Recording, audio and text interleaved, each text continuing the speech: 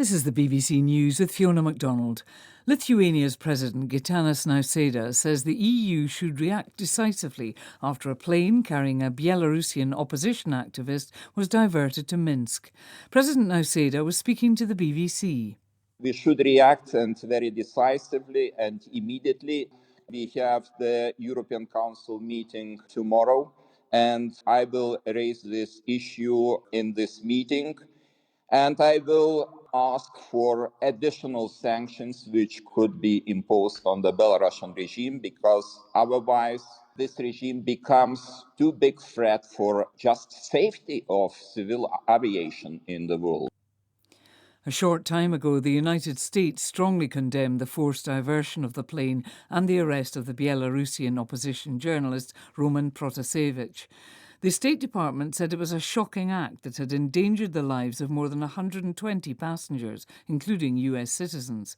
The Secretary of State, Antony Blinken, has demanded an international investigation. Relatives and supporters of George Floyd, the African-American killed by a white policeman in Minneapolis, are holding a rally to mark the first anniversary of his death. The event's taking place outside the county buildings, where George Floyd's killer, Derek Chauvin, will learn on Tuesday how long he'll have to spend in prison. The death of George Floyd triggered a wave of protests across the US and elsewhere about racial injustice. In an earlier rally in New York City, his brother Terrence Floyd spoke of a turbulent year for his family. This year has been a roller coaster ride for us, and I'm just thankful for the people, for this nation, showing so much love to the Floyd family, so much love to the movement, so much love to justice, what is right.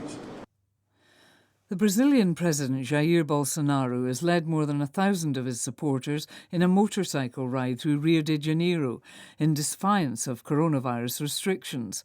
Thousands, wearing the green and yellow colours of the national flag, lined Rio's streets to wave to their president.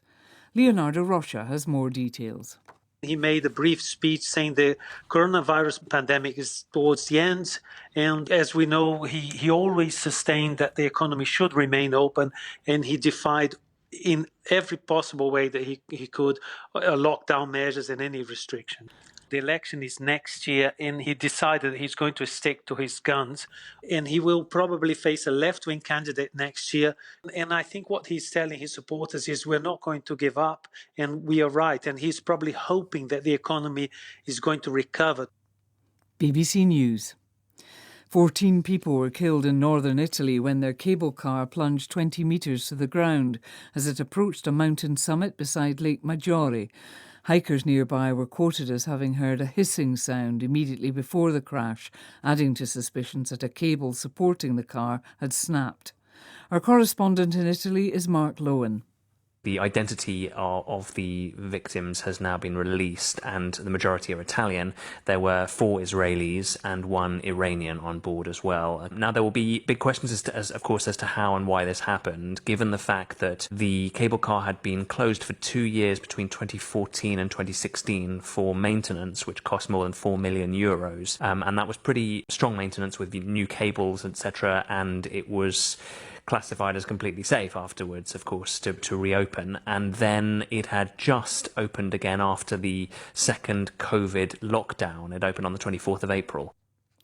The Ethiopian government has dismissed allegations that civilians in the war-hit Tigray region have been targeted with chemical weapons by the Ethiopian or Eritrean armies. Britain's Telegraph newspaper has reported that several people have suffered horrific burns consistent with the use of white phosphorus. Residents of Goma in eastern Congo have been returning home after the lava flow from a volcanic eruption stopped just short of the city. Houses were destroyed to the north. Thousands fled in panic late on Saturday after Mount Nyiragongo erupted. While the number of casualties is not yet known, one resident said he'd been unable to evacuate an elderly relative. In football, Lille have become French champions for the first time in a decade, holding their nerve to eclipse their rivals Paris Saint-Germain by a point. With 3 teams in contention on the final day, a victory for Lille against Angers meant they couldn't be overtaken. BBC News.